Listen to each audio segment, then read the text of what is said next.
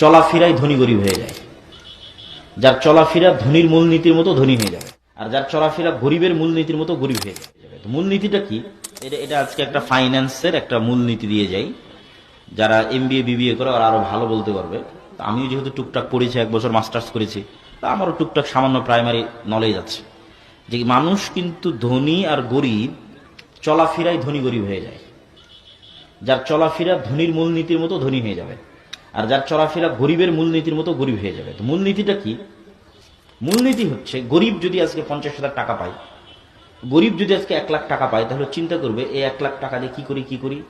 1 লাখ টাকার 20,000 টাকা দিয়ে একটা এসি কিনি, 20,000 টাকা দিয়ে একটা ফ্রিজ কিনি, আর 30-40,000 টাকা দিয়ে এটা কিনি। তাহলে এমন কাজে খরচ করলো যেখান থেকে আরো খরচ হবে।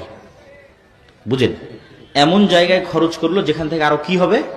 খরচ হবে। এসির বিল আসবে না, কারেন্টের বিল আসবে না, ফ্রিজ চললে কারেন্টের বিল আসবে না, বিল আসবে। মোটরসাইকেল যদি কিনে ওখানে তেল দেওয়া লাগবে না, তেল দেওয়া লাগবে। ও যদি মোবাইল কিনে মোবাইলে টাকা ঢুকানো লাগবে না, ইন্টারনেটের বিল দেওয়া লাগবে না, ওয়াইফাই নিলে ওয়াইফাইয়ের বিল দেওয়া লাগবে না। তাহলে এমন কাজে খরচ করলো যেখান থেকে আরো টাকা খরচের রাস্তা তৈরি হলো। এ গরিব হবে, জীবনে কোনোদিন ধনী হতে পারবে না। লিখে নেন। আর যারা ধনী হয় ওরা কি করে? ধনী যদি 1 লাখ টাকা আজকে পায়, তাহলে চিন্তা করবে 1 লাখ টাকা কি করলে আরো 5টা টাকা ইনকাম করা যাবে। জাস্ট এই এক সিদ্ধান্তে মানুষ ধনী হয় আর গরিব হয়। যে আমি আজ 1 লাখ টাকা ইনকাম করেছি, আমি এখন চিন্তা করছি 1 লাখ টাকা কি করলে আরো 5 টাকা ইনকাম করা যায়। তখন 1 লাখ টাকা দিয়ে একটা গরু কিনলো, গরু কিনে বাড়িতে রাখলো, 3 মাস পর কুরবানি দিয়ে বিক্রি করে দিল। এই কিন্তু একদিন না একদিন ধনী হবেই হবে, আপনি লিখে রাখেন। শুধু এই সিদ্ধান্তে মানুষ ধনী আর গরিব হয়ে যায়। তাহলে ও কি কোনোদিন এসি ফ্রিজ কিনবে না?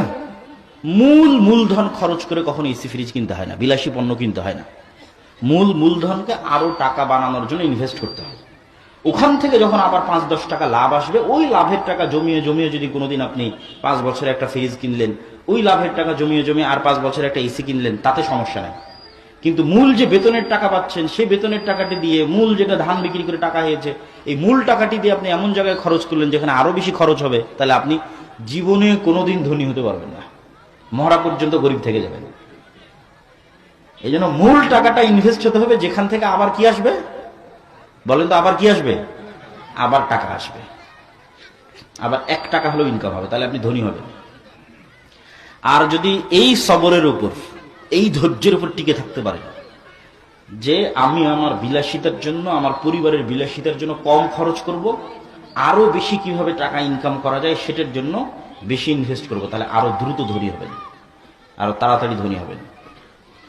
আর যে যত বিলাসী সে তত গরিব, যে যত বিলাসী সে তত গরিব, যে যত ত্যাগী সে তত ধনী, যে যত ত্যাগী সে তত ধনী।